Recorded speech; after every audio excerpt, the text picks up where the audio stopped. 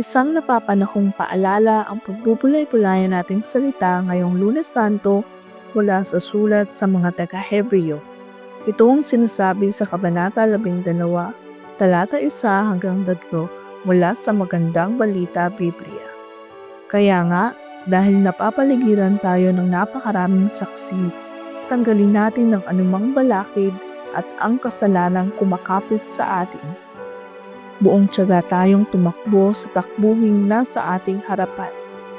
Ituon natin ang ating paningin kay Jesus. Sa Kanya nakasalalay ang ating pananampalataya mula sa simula hanggang katapusan.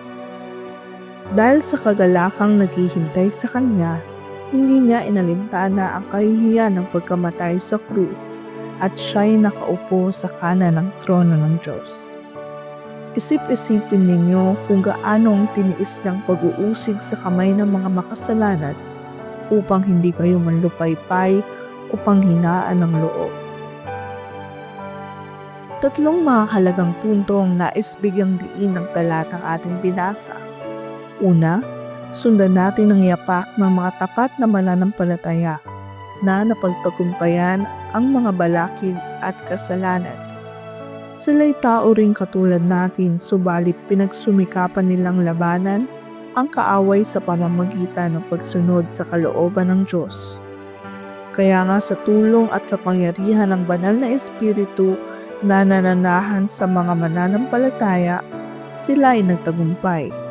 Sabi sa Santiago, Kabanata 4, talata 7, kaya nga, pasakop kayo sa kapangyarihan ng Diyos. Labanan ninyo ang dyablo at lalayuan kayo nito. Taglay na natin ang baluti upang labanan ang kaaway. Gamitin natin ito ng buong lakas at pagtitiwala para sa kapurihan ng Diyos. Pangalawa, kay Kristo Jesus lamang natin ituon ang ating paningin. Tiyak ang kahihinatnan ng mananampalatayang nakatingin sa tao na puno ng kahinaan. Siya ay matitisod o makakatisod.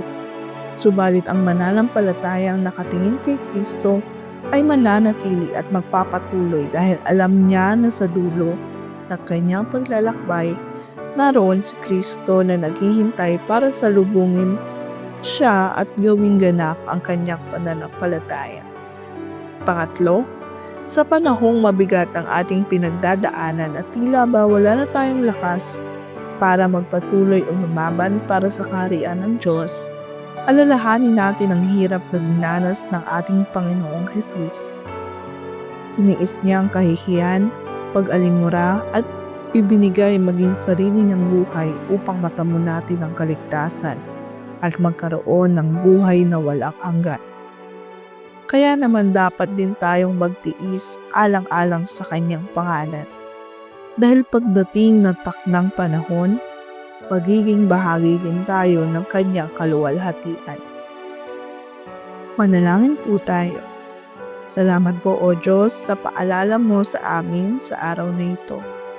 Wala nga pong dahilan upang mamuhay kami bilang mga talunan. Ibinigay mo na po sa amin ang lahat ng paraan para magtagumpay bilang mga tagasunod mo. Patatagin mo po kami sa aming pananampalataya upang makapamuhay kami ng mayroong kaluguran sa iyong harapan.